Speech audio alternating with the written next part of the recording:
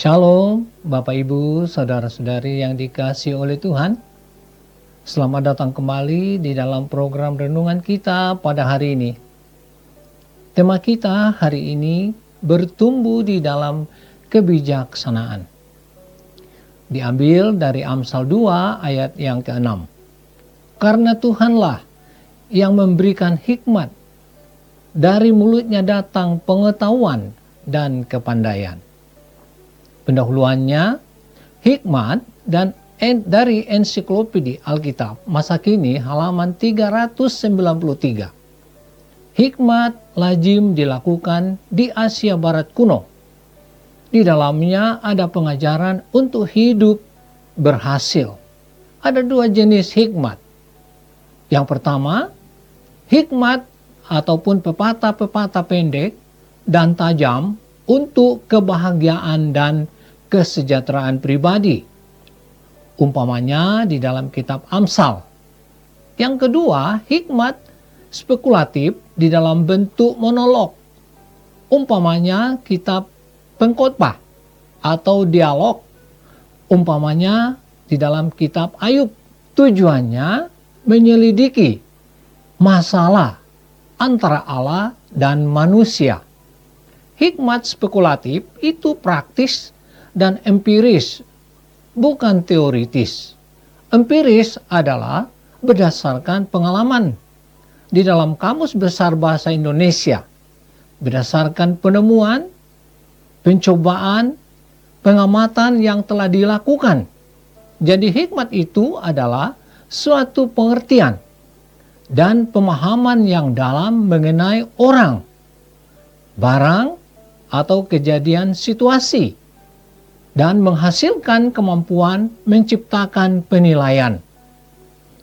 Keluaran, kalau demikian, melalui pembacaan firman Tuhan, di atas dari Amsal 2 ayat 16, dapat kita pelajari yang pertama, hikmat itu bersumber dari Allah.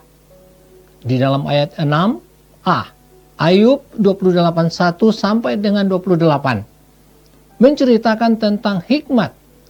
Ayat 1 sampai 19 bagaimana orang menambang perak, emas dalam tanah sampai permata krisolit tak dapat mengambangnya, tidak dapat dinilai emas murni.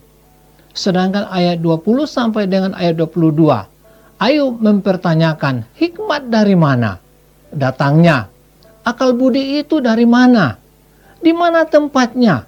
Hikmat terlindung dari segala mata yang hidup, bahkan tersembunyi bagi burung di udara. Ayat 21, kebinasaan dan maut berkata, hanya desas-desusnya yang sampai ke telinga kami. Di dalam ayat 23 sampai 27, hanya Allah sendiri yang mengetahui hikmat dan memberitahukannya kepada manusia. Ia berfirman di dalam ayat 28, sesungguhnya takut akan Tuhan, itulah hikmat, dan menjauhi kejahatan, itulah akal budi. Saudara-saudari yang dikasihi Tuhan, tidak akan ada cara lain untuk memperoleh hikmat, mendekat kepada Tuhan, melalui pengenalan pribadi dengan Allah, melalui persekutuan dengannya, serta mentaati akan firman Tuhan setiap hari. Bagaimana dengan hubungan pribadi kita dengan Allah sebagai sumber hikmat di dalam kehidupan kita? Yang kedua, melalui mulut Allah ada pengetahuan dan pengajaran. Di dalam ayat 6b, Yakobus 1 ayat yang kelima. Tetapi apabila di antara kamu ada yang kekurangan hikmat, hendaklah ia memintakannya kepada Allah, yang memberikan kepada semua orang dengan murah hati dan dengan tidak membangkit-bangkit, maka hal itu akan diberikannya kepadanya.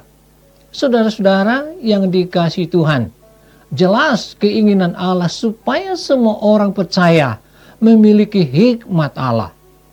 Hanya melalui Dia ada hikmat dan pengajaran.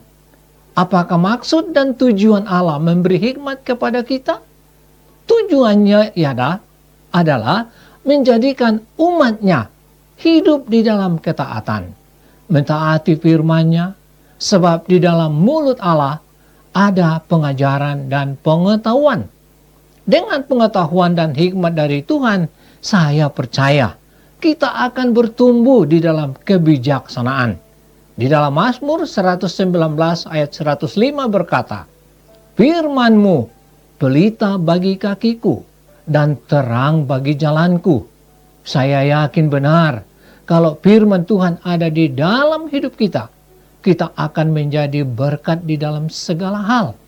Di dalam pergaulan sesama orang percaya, kita menjadi berkat. Di dalam pergaulan kita di luar gereja, kita juga menjadi berkat. Di dalam bertindak, di dalam perkataan, dan apa saja yang kita lakukan akan membawa sukacita.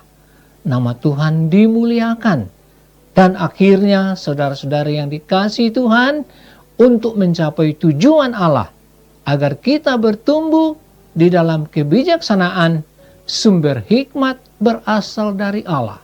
Melalui mulut Allah, ada keluar pengetahuan dan pelajaran. Tuhan Yesus memberkati kita semua. Shalom.